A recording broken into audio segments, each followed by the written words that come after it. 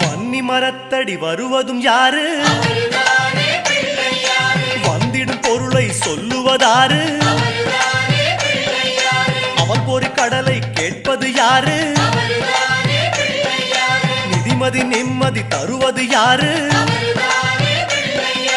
எருக்கம் மாலை கேட்பது யாரு?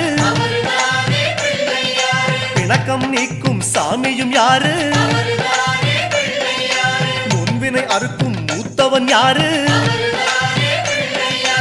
அவரும் வாழ்வது எங்கே